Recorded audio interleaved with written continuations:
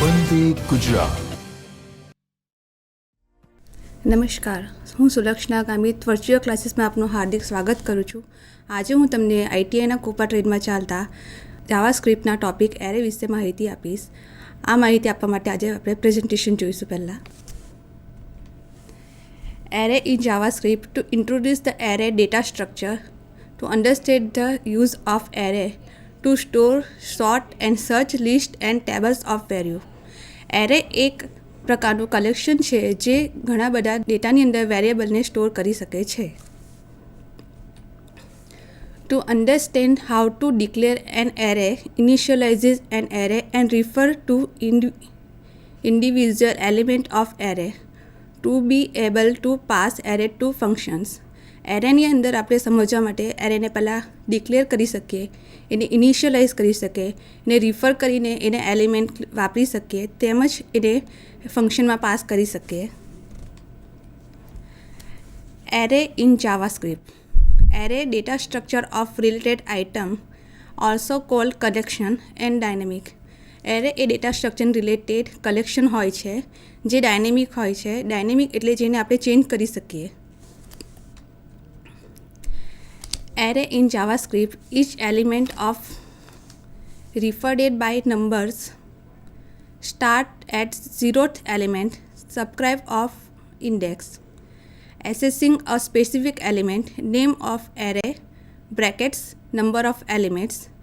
Array know their length and length property. એરેની અંદરના elements number start થશે 0થી અને એ ઇન્ડેક્સ વાઇઝ હશે. ધારો કે આપણે એક એનું એક્ઝામ્પલ જોઈશું.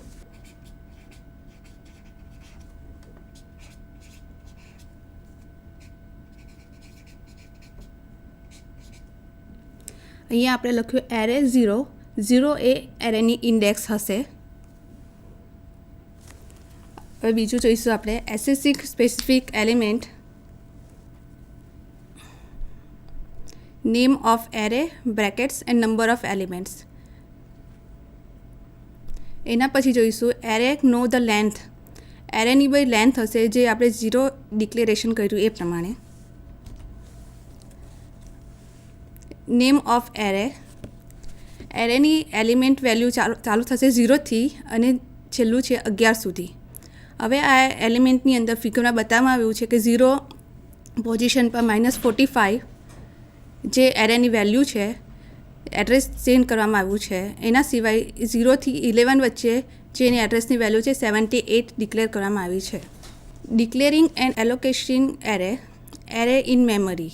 Object operator new, allocate memory for object, dynamic memory allocation operator. હવે એરેની અંદર મેમરીની અંદર ઓબ્જેક્ટ સ્ટોર કરી શકે, ઓપરેટર આપણે વાપરી શકીએ. એલોકેટ્સ મેમરી તો ઓબ્જેક્ટને આપણે મેમરી એલોકેટ કરી શકશું. એ ડાયનેમિક મેમરી ઓપરેટર હોવાથી આપણે એને ચેન્જ કરી નાખશું. એના માટે આપણે બીજું એક એક્ઝામ્પલ જોઈએ એરેનું. આપણે જોયું કે એરેને કેવી રીતે ડિક્લેર કરી શકાય. વેરિયેબલનું નામ છે સી, ન્યૂ અને એરેની સાઇઝ રહેશે 12. આ વેરિયેબલની આ એક્ઝામ્પલમાં આપણે જોયું વેરિયેબલ સી છે, આ વેરિયેબલ છે. ન્યૂ ડિક્લેર કર્યા પછી આપણે એરે લખ્યું. આ એરે ડિક્લેર થયો આપણો. એરેની સાઇઝ 12. જ્યારે આપણે એરેના એલિમેન્ટ જોશું, એરે ચાલુ થશે 0, 1 થી એરે 11. એરેની વેલ્યુ ચાલુ થશે 0થી અને એ પૂરી થશે 11 પર. 12 સાઇઝનો જો એરે હશે તો એરે ચાલુ થશે 0 અને એની છેલ્લી વેલ્યુ હશે 11. આ થયું વેરિયેબલ ડિક્લેરેશન. હવે એને આગળ જોઈશું આપણે. એરેની ડિફરન્ટ પ્રોપર્ટીઝ હોય છે. એરેની પહેલી પ્રોપર્ટી છે કન્સ્ટ્રક્ટર. કન્સ્ટ્રક્ટર એટલે the returns of refer to the array function that created the object. જ્યારે આપણે એરેનો ઉપયોગ કરીએ છીએ ત્યારે એરેની અંદર ઘણા બધા કન્સ્ટ્રક્શન આપણે વાપરી શકીએ છીએ. કન્સ્ટ્રક્શનને બી આપણે એક્ઝામ્પલ દ્વારા જોઈશું. આ આપણે એક વેરિયેબલ ડિક્લેર કર્યો ફ્રૂટ્સ નામનો. એની અંદર એપલ્સ, ઓરેન્જ, મેંગો અને બનાના આ આપણે એલિમેન્ટ્સ આની નાખ્યા. આ ફ્રૂટ્સ જે એરે છે આપણો ફ્રૂટ્સ ડોટ કન્સ્ટ્રક્ટર. આ કન્સ્ટ્રક્ટર પ્રોપર્ટી દ્વારા આપણે આ એલિમેન્ટ્સ બધાને એક્સેસ કરી શકીએ અને કન્સ્ટ્રક્ટરને આપણા કોઈ બી ફંક્શનની અંદર કે વેરિયેબલમાં યુઝ કરી શકીએ. વેરિયેબલ ફ્રૂટ્સને આપણે કન્સ્ટ્રક્શન બનાવીને આપણા પ્રોગ્રામમાં યુઝ કરી શકીશું. હવે બીજી પ્રોપર્ટી જોઈશું આપણે index. The property represent the zero base index of the match of the string. અને બી આપણે એક્ઝામ્પલ દ્વારા જોઈશું.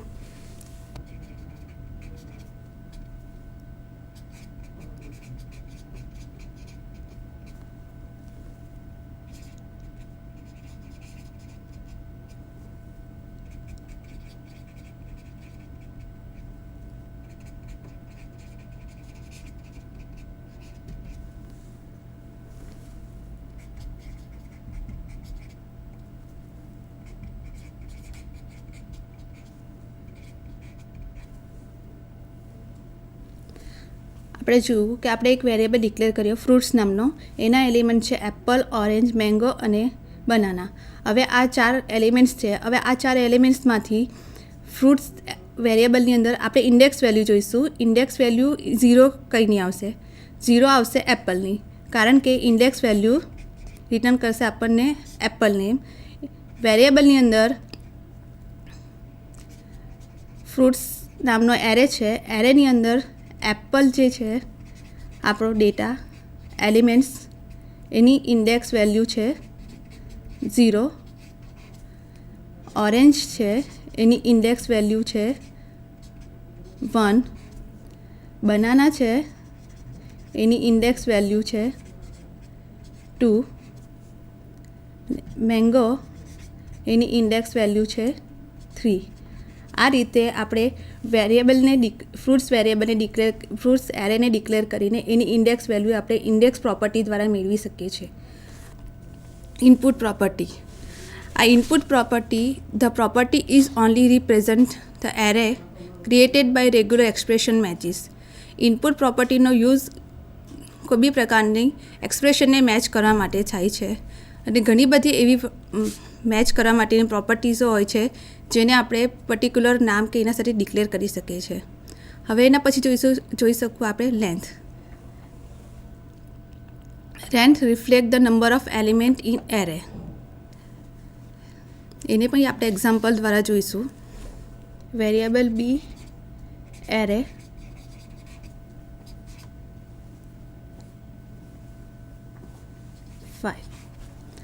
હવે આ બંને એરે ડિક્લેર કર્યા પછી હવે જો આપણે એરેની લેન્થ જાણવી હોય તો બી ડોટ LENGST લેન્થ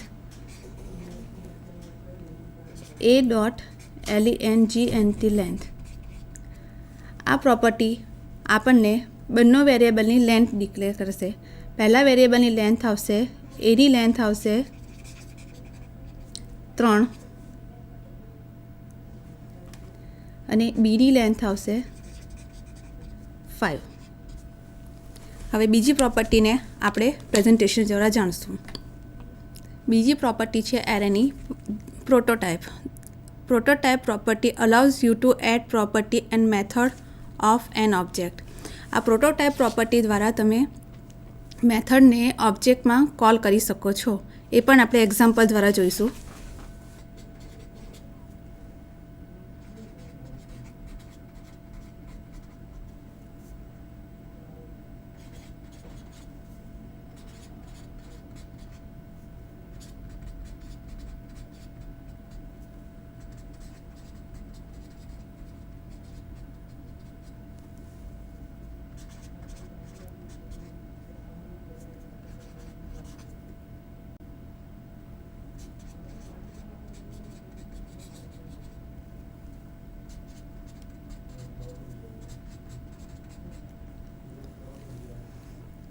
હવે આ વેરિયેબલ ડિક્લેર કર્યો એની અંદર આપણે જોયું કે માય બુકમાં ન્યૂ બુક નામનો એક વેરિયેબલ ડિક્લેર કર્યો છે.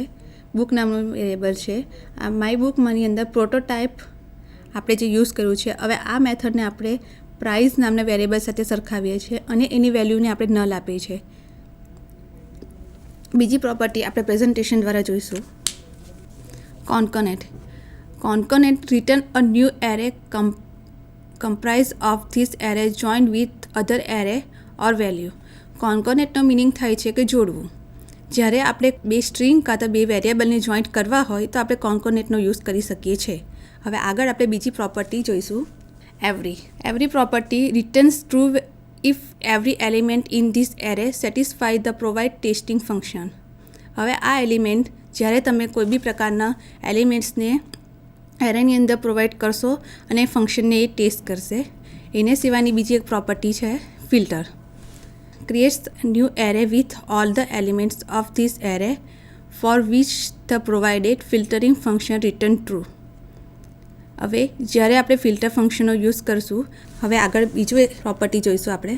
Four each property calls a function for each element in the array. Call each property દ્વારા આપણે ફંક્શનના બધા જ એલિમેન્ટને કેચઅપ કરી શકશું. એના પછી આપણે બીજી પ્રોપર્ટી જોઈશું.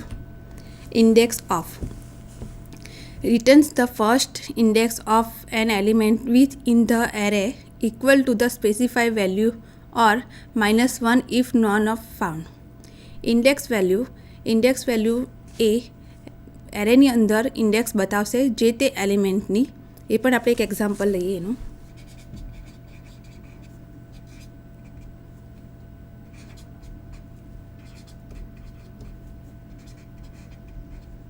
આ આપણે એક એરે ડિક્લેર કર્યો. એરેની અંદર એ નામનો એરે ડિક્લેર કર્યો. એની અંદર આપણે વેલ્યુ નાખી, એલિમેન્ટ્સ નાખ્યા 1, 2, 3 and 4.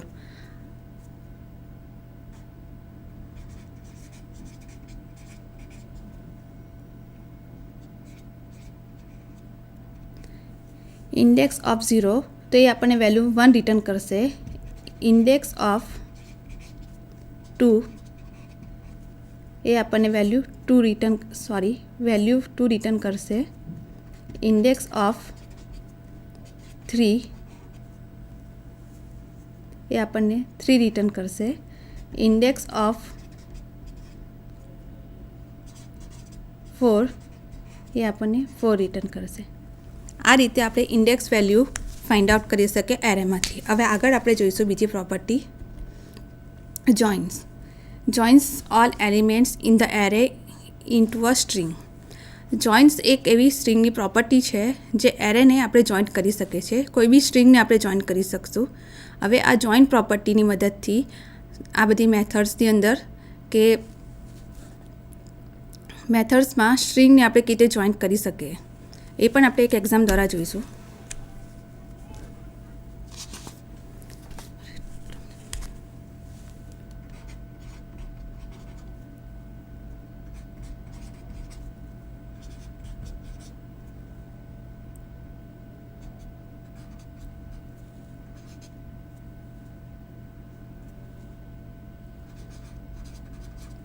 Variable str equal to array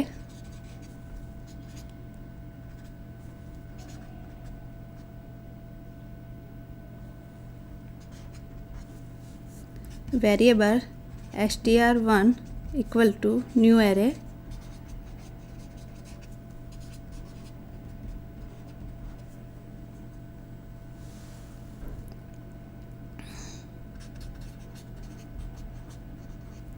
variable str3 નામનો બીજો એક વેરિયેબલ લીધો આપણે.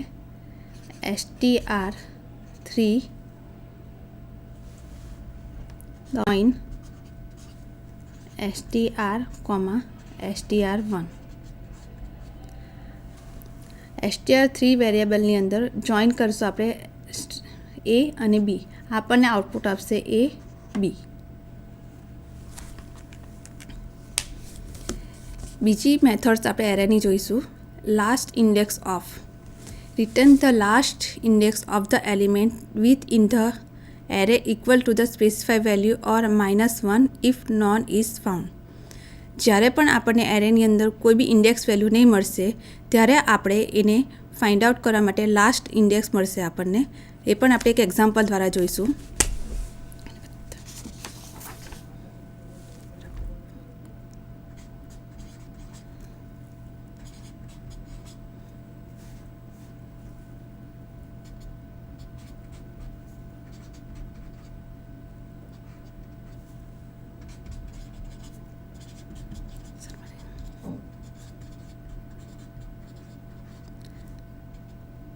અહીંયા આપણે બે વેરિયેબલ ડિક્લેર કર્યા, str અને str1.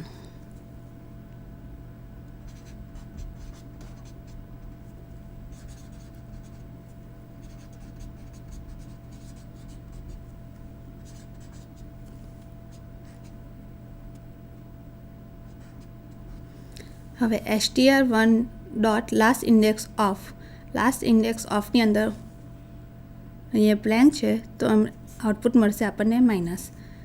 str1 dot last index of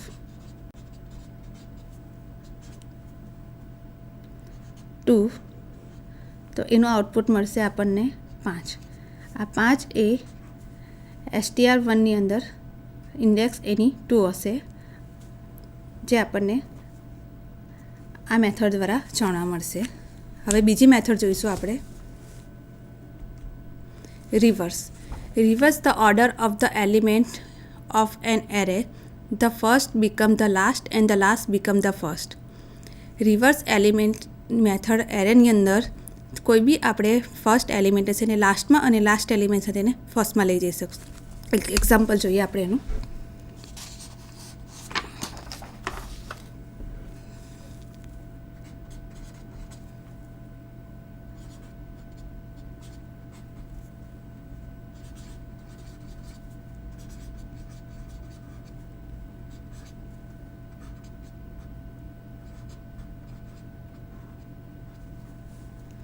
આપણે એક વેરિયેબલ લખો, a equal to new array 1 2 3,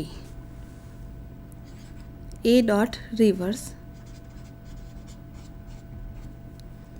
આપણને આઉટપુટ આપશે 3 2 1.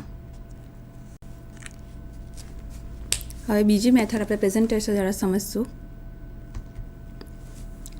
Sort. Represent the source code of the object. Sort એક મેથડ છે એરેની, જેના દ્વારા આપણે A to Z અને Z to 1 સોર્ટિંગ કરી શકશું. સોર્ટ કરવા માટે A to Z, A થી Z સુધી અને Z થી 1 સુધી આપણે સોર્ટિંગ કરી શકશું. ફર્સ્ટ સોર્ટની અંદર A to Z અને Z to 1 આપણે કરી શકશું. તે ઉપરાંત સોર્ટિંગ કરવા માટે એક એક્ઝામ્પલ જોઈશું.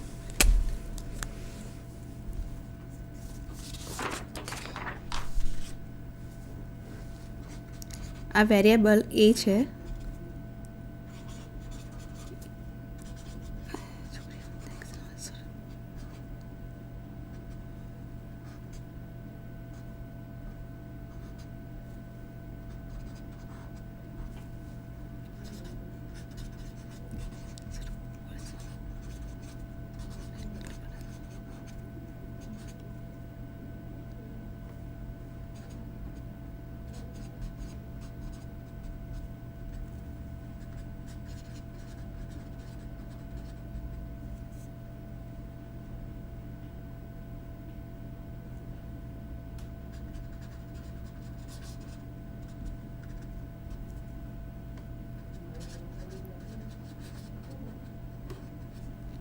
આપણે અહીં બે એરે ડિક્લેર કર્યા, array A equal to new array 1 2 3 અને બીજો array B equal to new array Apple, banana, mango અને ઓરેન્જ.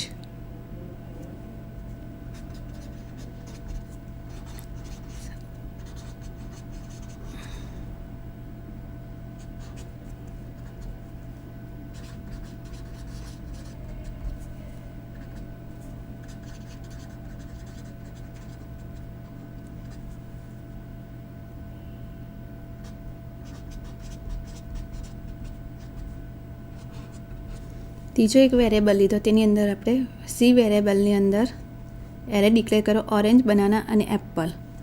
હવે C ડોટ સોર્ટ. જ્યારે આપણે C ડોટ સોર્ટ લખશું ત્યારે એપલ, બનાના અને ઓરેન્જ આપણને આઉટપુટ આ રીતે મળશે.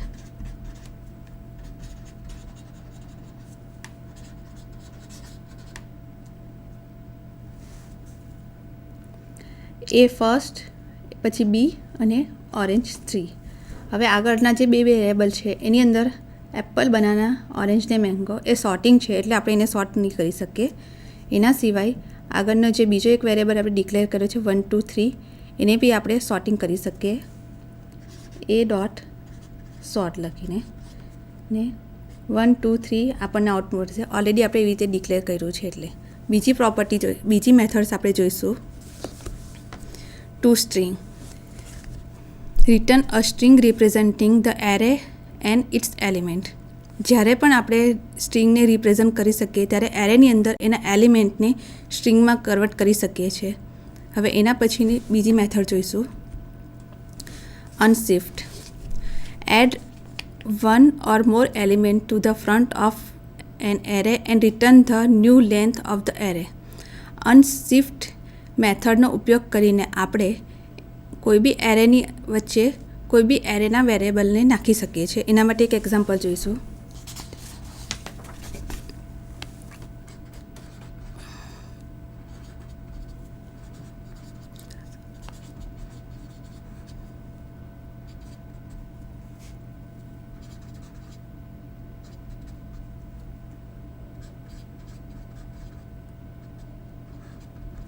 આ એક આપણો એ નામનો વેરિયેબલ ડિક્લેર થયો, એરે વેરિયેબલ.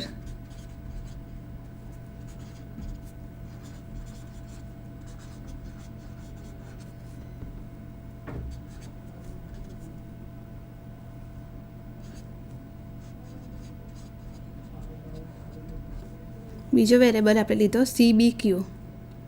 હવે આ વેરિયેબલને આપણે સ્ટ્રિંગમાં કન્વર્ટ કરી શકીએ અનશિફ્ટ કરીને. તો B dot variable C dot unshift B comma A. હવે જ્યારે આપણે અનશિફ્ટ લખશું ત્યારે CBQ ABC અને PQR આપણને આઉટપુટ મળશે. રીઝન અનશિફ્ટ કરવાથી આપણે બીના વેરિયેબલ એલિમેન્ટ્સ એના વેરિયેબલની આગળ આવી જશે. સો આવી રીતે આપણે આની મેથડનો યુઝ કરી શકીએ. તમે મને સાંભળી એ બદલ તમારો ખૂબ ખૂબ આભાર. Thank you.